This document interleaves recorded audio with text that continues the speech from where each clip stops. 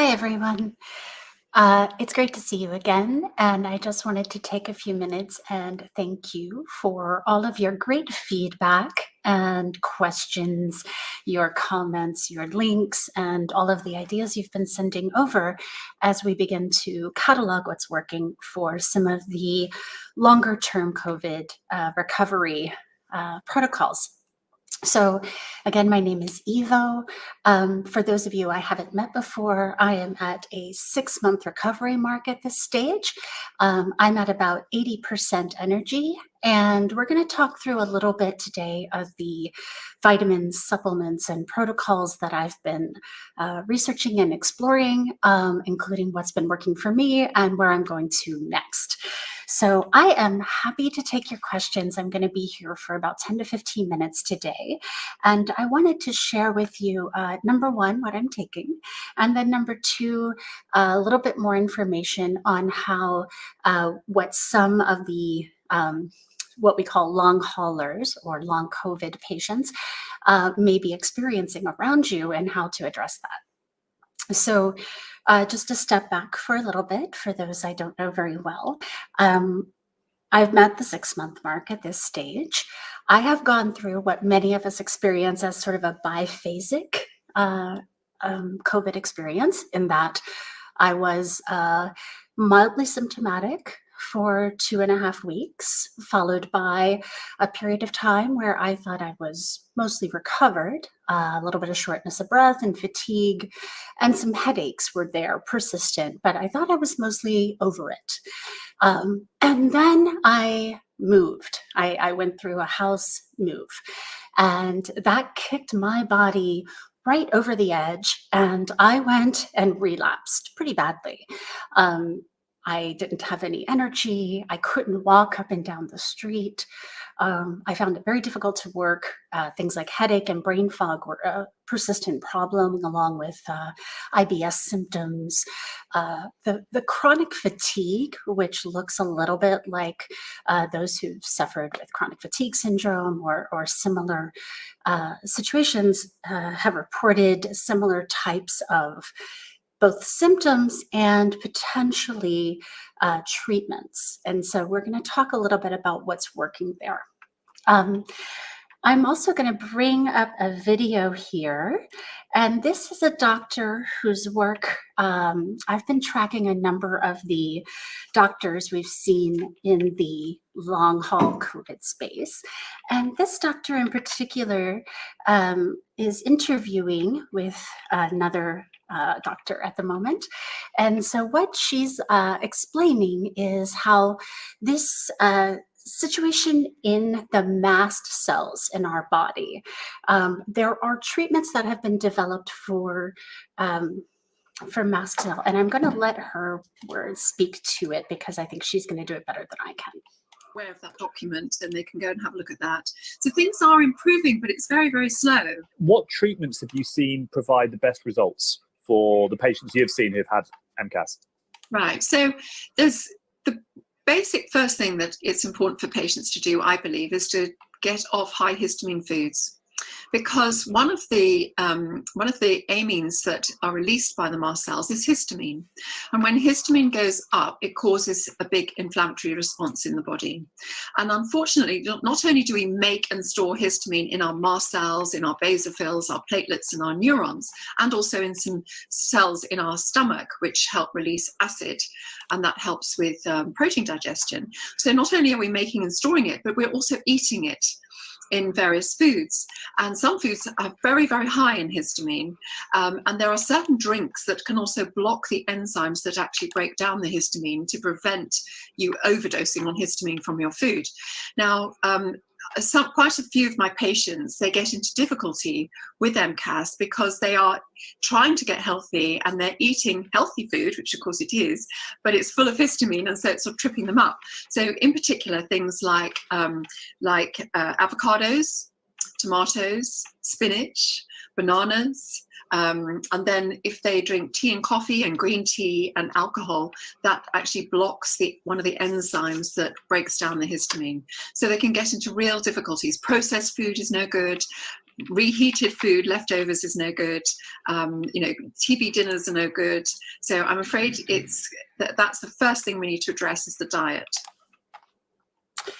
So we're going to talk a little bit about both diet and the supplements, the vitamins, and the protocols that some of us are trying in the long haul community, and how that might help you deal with whether it's inflammation, fatigue, some of the common symptoms like brain fog, and also some of the headaches, along with some of the IBS symptoms. So here's the basics. We know that COVID causes chronic inflammation in the body. It shows up in different ways. And for some of us, this inflammation is causing any number of symptoms that happen over a period of months and potentially even years. What we know is that somewhere at least 10% of those who are COVID patients are experiencing somewhere between 2, 3, sometimes more symptoms over the long haul. And so even if people are saying that they are recovered and coming back to you saying, hey, I'm ready to go back to work, they may still be experiencing some of those symptoms. So let's say you're in the HR chair for your office, or you are in charge of staff or people, and your employees are trying to come back to work. You may notice that their energy levels are low, that they need a different pace, or they need a different schedule.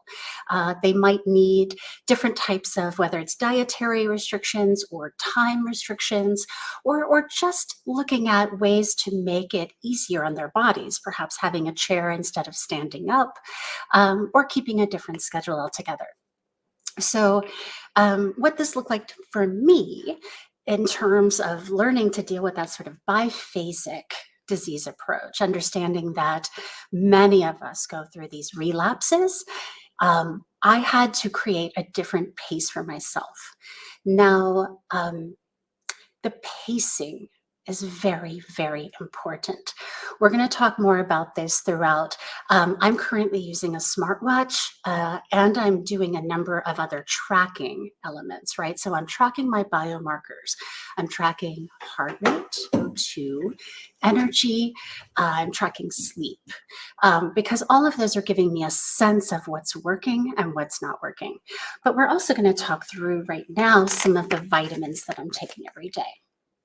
So number one, vitamin C. So vitamin C is going to help with the histamines. So I started out right after COVID taking what's called Wellmune, which is a Walmart version that has like Emergency plus Zinc. This is a fantastic way to try and get 1 or 2 of those in a day. I'm now taking 2 of these. You might want to get 100. I'm sorry, you might want to get up to 1,000. So I've got, you can see there, 250s. So I'm taking at least 2 of those a day. Next, we have zinc. And specifically, I'm taking a combo, but other folks are taking different versions. So CalMag Zinc. Zinc is creating almost like an armor internally in vitro. So what you're doing is you're giving your cells some protection. If you are testing COVID positive, but you're still relatively asymptomatic, start with zinc now and continue with it. Don't stop taking it. I don't know if that affected my relapse, but when I stopped taking it was when I relapsed. So just to keep that in mind. And then one other one that we're seeing recommended frequently to support the zinc is quercetin. Now, basically, I'm not a scientist, so I'm not going to try and give you the whole scientific rundown. I will put some links here for the YouTube and such if you have other questions around that. But quercetin works with zinc, and zinc by itself needs what we call an ionophore. And I'm, again, not a scientist. I'm not going to go ahead and try and describe that to you in depth, but basically these 2 compounds are working together. And so the quercetin is helping make that zinc available for your body to use. Now, one other thing I have personally found essential after COVID is a probiotic. And so this is the one I'm on right now. You can see it's allergen free. So again, we're talking about trying to stop a histamine response. So I have allergies. I have allergic reactions that make post-COVID care harder. So by using an allergy-friendly probiotic, I've been able to help reset my gut. It's not perfect. And as the doctor was saying in the video, I've had to combine a more antihistamine diet with using probiotics in order to heal my gut. And there's a reason for this. Many of us who have had COVID are showing up with various types of post-viral infections. Many of these are bacterial infections, and so they're going to show up in any number of ways. IBS symptoms like diarrhea, constipation, bloating, all of those sort of gut pain things are really common for those of us who've been through it and have come out the other side only to find that we've either gained or lost weight, or that we're not able to digest foods the same way we used to. And there's a few more tips. I want to make sure that I encourage you to get your vitamin D. And this can be a multivitamin form. This can also be in the form of getting outdoors into some sunlight and getting it naturally, encouraging you to get these vitamins in your foods, right? So whole plant sources as well as in vitamin form. And then we're going to talk a little bit about this little baby right here. Now, I don't want you to ever take this much. So you see, I took one of these. It created what's called a niacin flush. And you have to be extremely careful with niacin because dosage and the type of niacin are both very important. Now, I didn't know this ahead of time. I took too much and I experienced something that felt like almost like an acid burn in my body. It was scary for a couple of reasons, but the niacin also just sort of kicked off something in my body. So while I need the niacin, I have found that I've had to go to a smaller dose and then work my way up. And there's a couple of different ways to do that. You might want to look for a non-flush variety of niacin. Certainly never ever take this high of a dose. I would say 1/10 of that dose is probably appropriate, if that. Many of the long haulers are doing something more like 20 to 25. And I just want you to see here, there's a very tiny warning on this label. You got to read the warning labels on these things. It's important. And I did not think about this, but it's vitally important. The other vitamins and supplements that are commonly referred to in various protocols from doctors include selenium. I am not currently on selenium, so this is something I'm considering adding, along with NAC. And there's a lot of research about NAC and basically the process of triggering autophagy.